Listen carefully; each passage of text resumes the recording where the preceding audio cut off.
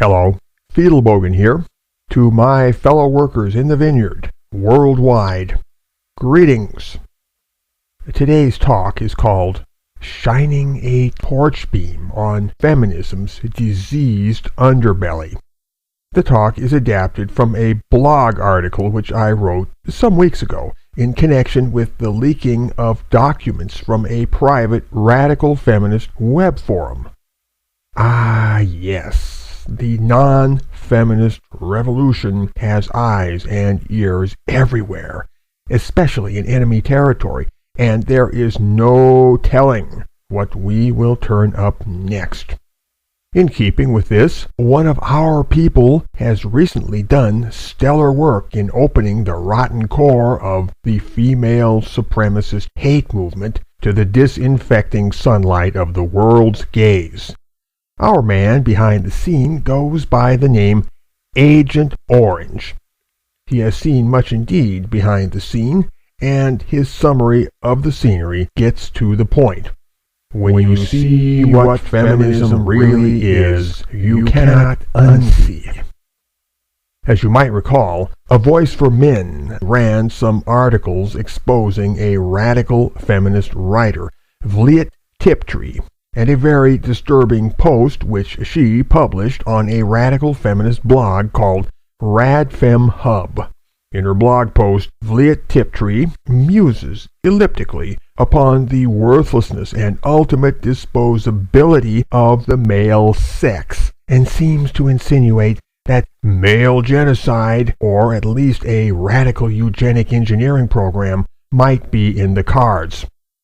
Various pro-male partisans then conducted a search of the public record and found out that Vliet Tiptree was in fact Pamela O'Shaughnessey, a prominent California lawyer and best-selling novelist who has been published by Simon & Schuster and reviewed in the New York Times. Yes, a person living a double life, a public figure with a valuable reputation to lose. Pamela O'Shaughnessey, being a lawyer by profession, knows very well how to choose her words, and in her article she lays out her theme in such circumspect language that we cannot pin her down conclusively as recommending male genocide. Still, it seems clear that she wants to plant this idea in the minds of her readers as something worth thinking about. In the comment thread that follows the article, readers are quick to oblige, and their manner of expression is less guarded. All of this is old news, but it sets the stage for our present story. Briefly then, the enterprising Agent Orange has accessed a members-only discussion forum attached to the RadFemHub website. Yes, this is a war, and in war, espionage happens. The name of the forum is Women's Lives Matter / Women's Life Matters, and it is populated by the most extreme radical lesbian separatists you can imagine. We shall abbreviate the forum's cumbersome title as WLM. Agent Orange, in his investigation, has read the forum encyclopedically from one end to the other, made notation of significant matters, and downloaded the entire content for the perusal of other pro-male partisans, including myself. Agent Orange has made available 150 megabytes of computer files from the WLM forum. This material has been posted on the internet so that anybody on Earth can download it, study it, and discover at first hand what kind of people radical feminists really are. The link for downloading is in the low bar of this video. Pamela O'Shaughnessey enters into this, as you may have surmised, and in due course I will address that. But first things first. The soon-to-be-revealed material is what you get when you boil down feminism to its dark, unadulterated essence. It is the hard, sticky, foul-smelling residue at the bottom of the pan. Contrary to what so many feminists will tell you, it is indeed really feminism. As real as feminism gets, as real as you will ever find anywhere. And whoever informs you otherwise is redirecting your attention away from the little woman behind the curtain. All right, what we have here is a group of women who hate men so violently that they must talk in secret amongst themselves. They cannot let the outside world hear. Even other feminists who perhaps hate men only 1/2 or 1/4 as much as these ones do cannot be admitted to the inner sanctum. Huddled in a self-referential intellectual masturbation circle out of the sight of non-feminist men and women, their sickness is plainly apparent. They go through life looking for validation, seeing only what they need to see, ignoring all evidence or dismissing all theories that might guide their understanding toward a different conclusion. They are blocking, filtering, maneuvering, and cherry-picking, or in a word, rationalizing. And why? Well, clearly because they do not wish to learn the truth about themselves. Isn't that just good old-fashioned human nature? Theirs is the frustration of spoiled children who cannot always get their way. The world, or as these radical feminists would say, the patriarchy, somehow always outmaneuvers and defeats the poor little brats. And why wouldn't it? The world is so much bigger than they are, and in the end, that word patriarchy seems little more than a placeholder for anything of a plausibly male origin, which frustrates me. In classic feminist form, they cannot separate the personal from the political.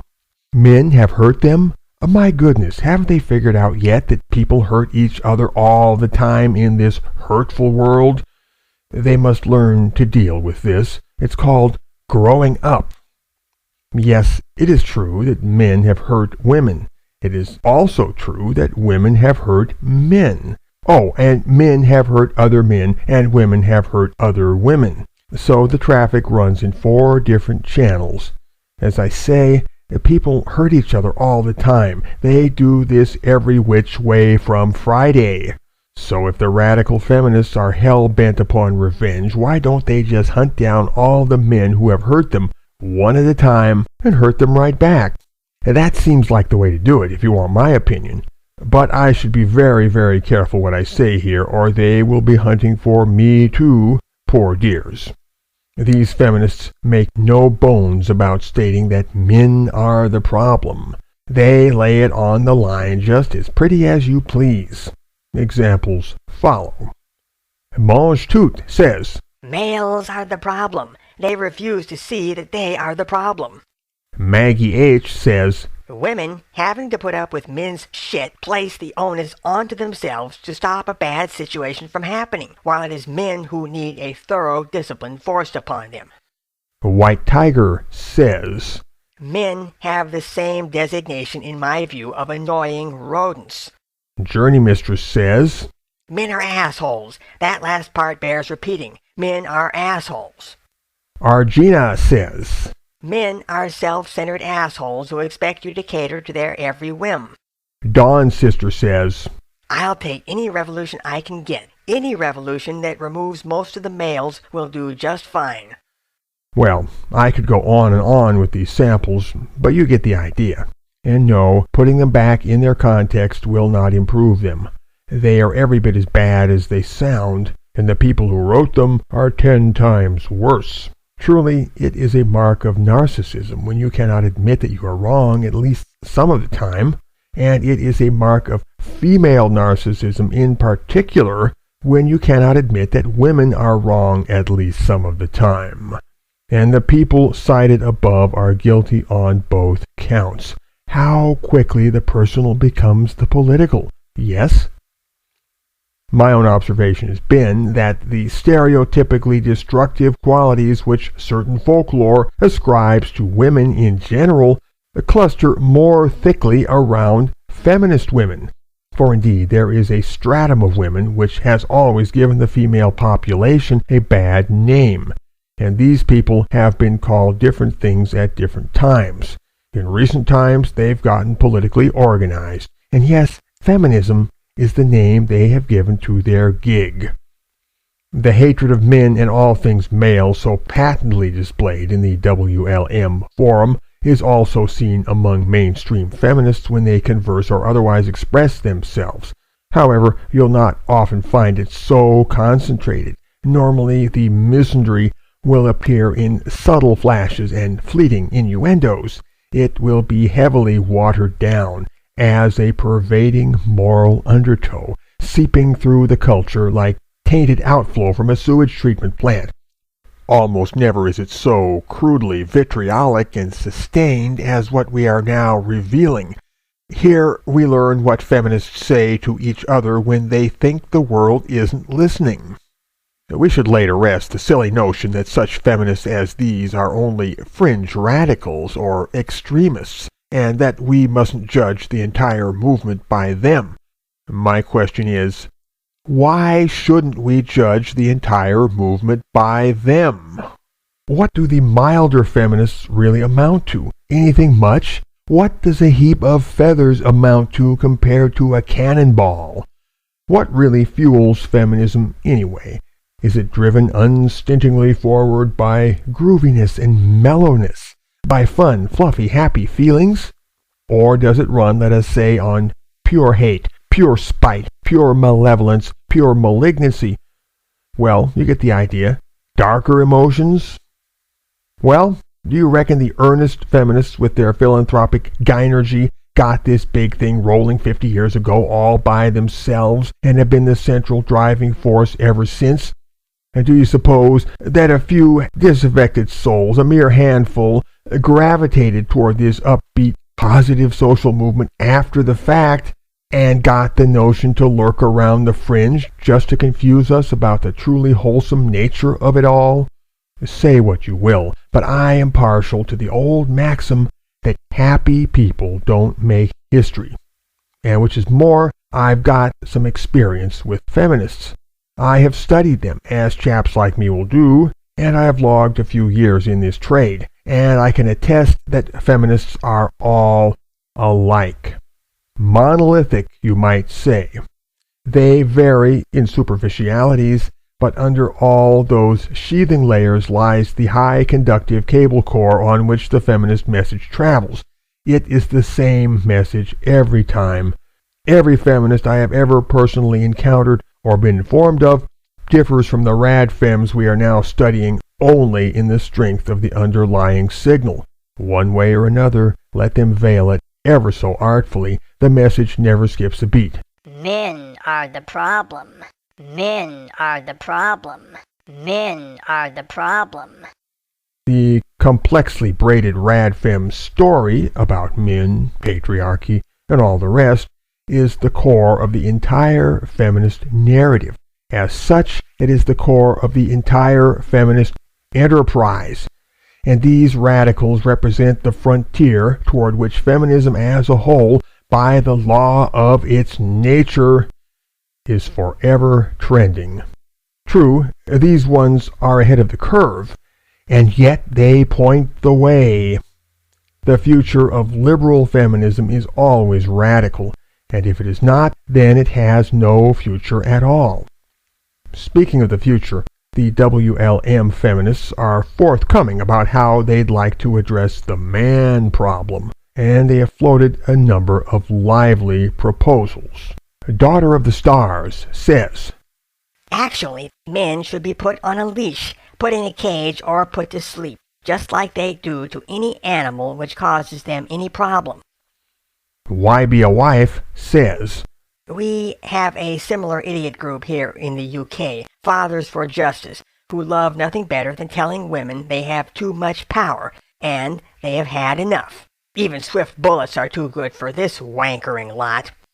Maggie H. says, Men can all fuck off and die as far as I'm concerned.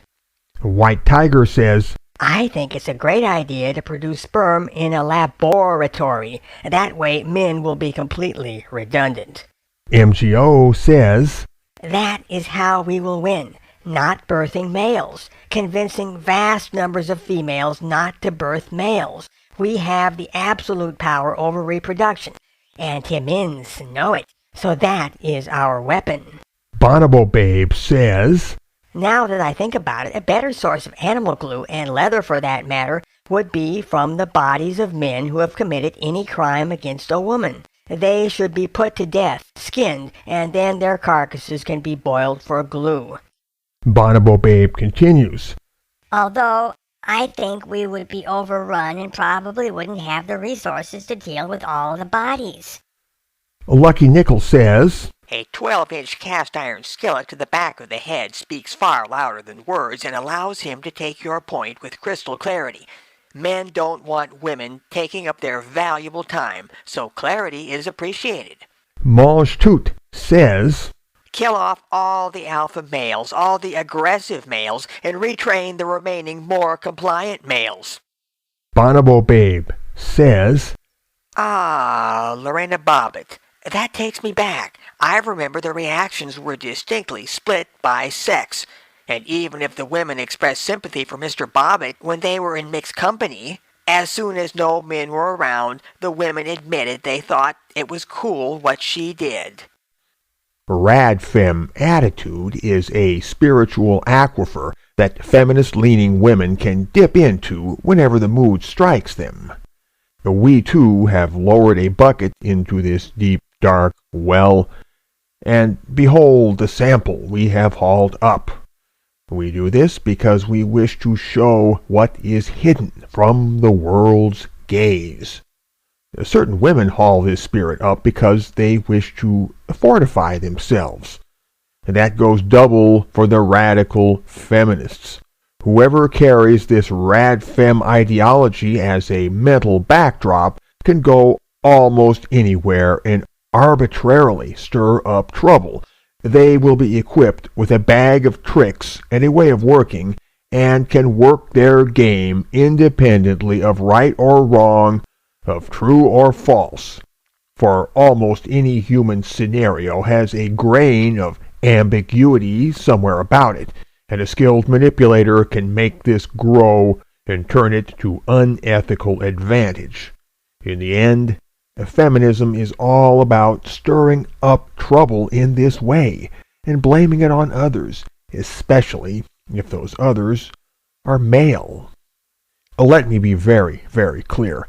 I do not doubt that many of these radfem women have endured genuinely bad, even traumatic experience at the hands of one man or another, and that these male actors were indeed the malefactors.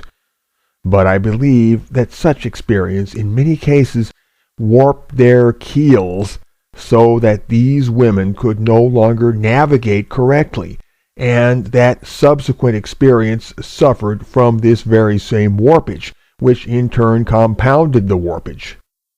The warpage is what concerns me. I don't want it to spread to the rest of the world.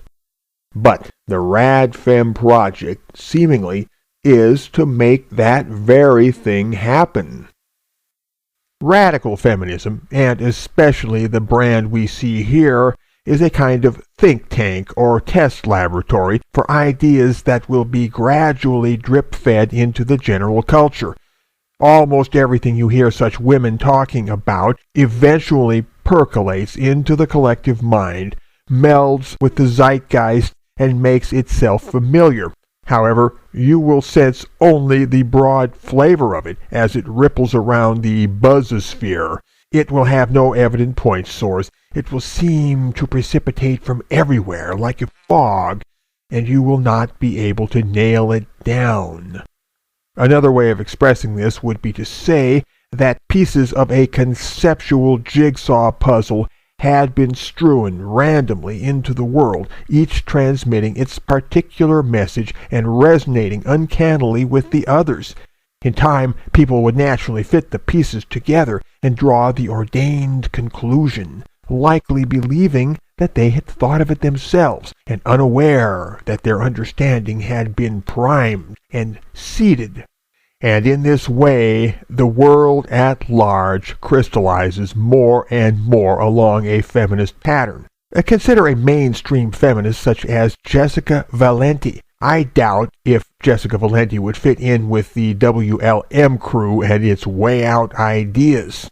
Jessica markets herself mainly to teenage girls and hip 20-something yupsters, and she once admitted having no interest in herstory and such like concepts. And yet, Jessica Valenti harbors a seething core of hateful anti-male bigotry which her glossy pop feminist persona only barely holds in check, and not always. She sees nothing wrong about informing the world on no particular authority that Gerald Loeffner's murderous rampage was a problem stemming from masculinity.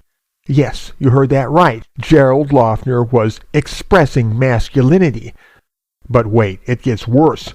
On another occasion, Jessica Valenti strongly implied that men merely accused of rape should forfeit the presumption of innocence and bear the burden of proof when they go on trial.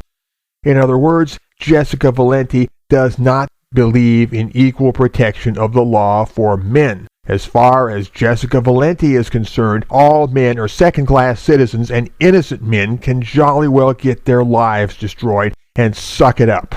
Jessica Valenti figures that's okay. That's the kind of history she wants to be making. So who the hell is Jessica Valenti anyway? And what the hell gives her the moral license to say such unspeakably vile, vulgar, filthy things? And why the hell is Jessica Valenti not getting morally bitch-slapped within an inch of her psychological life from every press room and pulpit in the land? Eh? Bonobo Babe, Lucky Nickel, and all that crowd are a bit worse than Jessica Valenti, but only a bit. So, Jessica Valenti, consider yourself bitch-slapped, Fiedelbogen style. Yes, you do deserve this. Next, consider Amanda Marcotte, another mainstream feminist who is Jessica Valenti's spiritual twin sister. I constantly get those two mixed up. I can hardly tell them apart. Amanda Marcotte shares Jessica Valenti's hatred of men as reflected in her stance toward false rape allegations. She has made it clear that she doesn't think women lie about rape, and she will brook no disagreement on that subject. Consider the following remark which Amanda Marcotte made at Slate.com. I concede that a tiny, inconsequential fraction of rape accusations are false, but I also won't be alone in a room with a man who goes on and on about false rape accusations. Said obsession indicates ulterior motives. Think about what Amanda Marcotte is saying here. She is saying that if you are a man who cares about the lives of innocent men and cares about living in a just and free world, then you are motivated by a desire to commit rape. Yes, that is truly what Amanda Marcotte appears to be saying. I took Amanda Marcotte severely to task for this on the Counter-Feminist blog, and sometime afterward, as I was informed, Amanda's comment, which I had preserved in the screen capture, disappeared from Slate.com. Too late, Amanda. It will haunt you forever. In a separate incident, Amanda Marcotte made it clear that, in her opinion, people who defend falsely rape-accused men are, and I quote, rape-loving scum. Yes, those are Amanda Marcotte's very words. If you think there is something horribly wrong about accusing innocent men of rape, then according to Amanda Marcotte, you are rape-loving scum. I wish I was making this up. So, who the hell is Amanda Marcotte anyway, and what the hell gives her the moral license to say such unspeakably vile, vulgar, filthy things? And why the hell is Amanda Marcotte not getting morally bitch-slapped within an inch of her psychological life from every press room and pulpit in the land? Eh? Bonobo Babe, Lucky Nickel, and all that crowd are a bit worse than Amanda Marcotte, but only a bit. So Amanda Marcotte, consider yourself bitch-slapped, Fiedelbogen style. Yes, you do deserve this. Jessica Valenti and Amanda Marcotte are both popular feminist morons, and they haven't got the name of being rad femmes at all. In fact, they are considered cute, sassy, classy, photogenic, and perfectly respectable. Heaven help us all, but people like Jessica and Amanda can walk around and talk their vulgar trash in broad daylight and get handsomely paid for it. Dear God. What the hell is this world coming to anyway? The radical feminists in the private forum are merely impatient. They're in a hurry. The full-blown feminist future they wish for isn't happening fast enough for them, and they are champing at the bit. Yet they ought to be dancing a victory jig in their private forum, since the world as a whole is drifting steadily along a path which ought to delight them. The progress of anti-male legislation, for example, has been dramatic. Men are being undermined on many fronts. Man-hating is a persistent underlying theme which surfaces everywhere in more forms than I can begin to describe. Why, the cult of Valerie Solanas is certainly a hardy perennial, with Valerie's fan club going strong nearly a quarter century after her death. Yes, the Solanas cult is a powerful organ in the worldwide feminist body. Let none tell you otherwise. But even so, most of the misandry is subtle, understated, and not always recognized as such, either by the people who spread it or the people who hear it.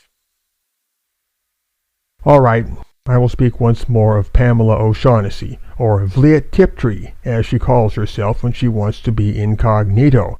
I said I would come back to this, didn't I? Pamela O'Shaughnessey is a true feminist in that she occupies her mind very deeply on the thought that men are the problem. This maxim is central to feminism in every way, so much that whoever would allow that men are only half the problem cannot possibly be a feminist at all. A mainstream feminist will play word games and talk around it or past it, but if you torture test his or her worldview, you will find it consistent with no other precept but that men or maleness are to blame for nearly all of what's wrong with the world. So, isn't it great when the assholes identify themselves forthrightly? I am talking about the private forum crowd here, and although they think they are conversing in secret, they at least admit their true opinion to themselves and to each other, which is more than some people do.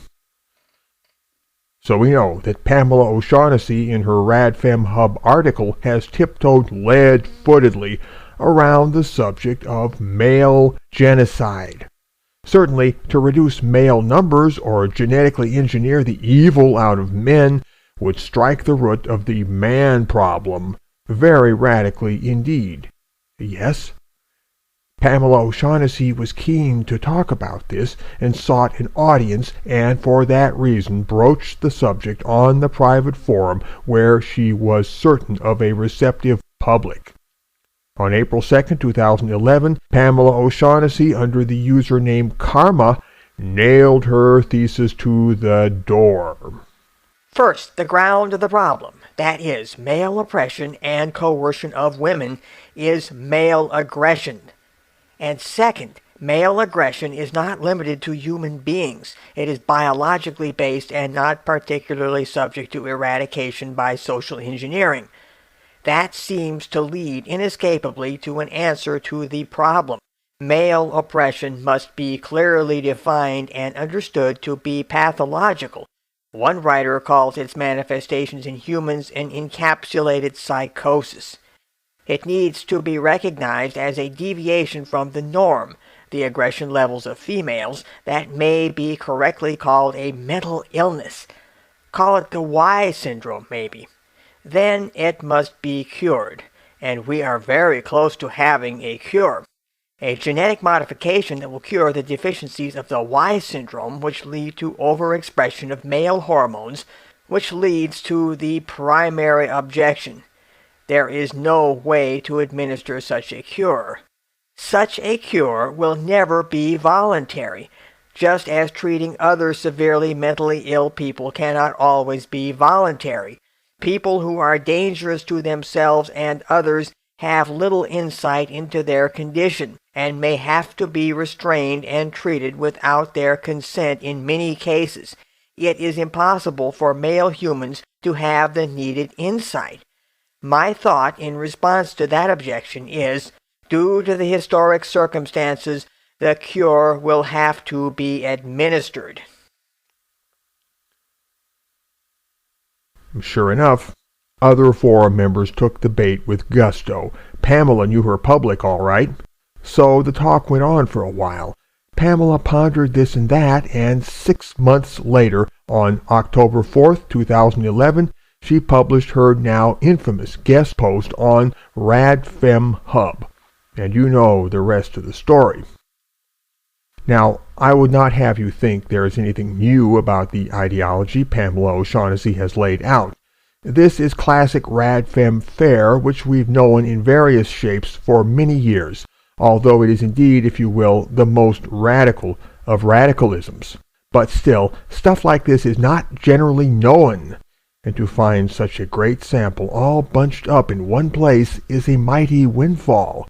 In fact, it is a golden opportunity for those such as myself who want to make the world see what feminism really amounts to at its rotten core.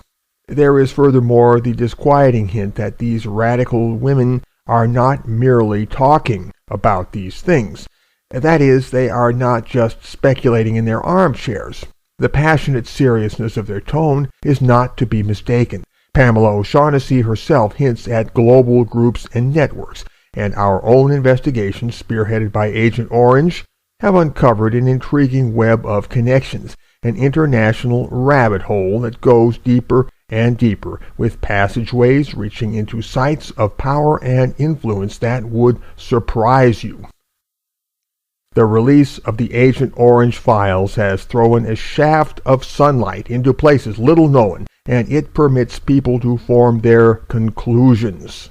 It remains to ask whether I think the implied scenarios ever would or could become real. My answer is no, probably not. It is seriously to be doubted that RadFem male genocidalists will ever get the future they dream of, or anything close to it. So my present motivation is twofold. Firstly, to have a care about the havoc these people might wreak in merely trying to get their way. And secondly, to awaken the general public to the presence of such people on the same planet with themselves, and to make that same public ponder the implications of such a thing. What is perverse and dangerous about these people, and really all feminists, is that they consider themselves literally more infallible than the patriarchal Pope of Rome himself. What monstrously swollen egos they have, these ones. Men are mentally ill. Men cannot grasp objective reality. Therefore, men must be engaged by methods of deceit. Such is their conclusion. They know for a lead-pipe fact, at least in their own minds, that they are dead right and the rest of the world is dead wrong. That is disturbing to think about, but if you think carefully, it is a tremendous gift which greatly simplifies our lives. In a nutshell, it means that they will never engage us in good faith. Did you catch that? They will never engage us in good faith. And by not doing so, they release us from any obligation to engage them in good faith. That's a head spinner. Don't you think so? Chew on the implications of this. Grind it small in your mind. It means that this entire business is naught but realpolitik, a pure game of power and very little else. That is how they play it. And that is how we, too, are entitled to play it. But for some of us, this is old news. We've known it for years. Fiedelbogen, out.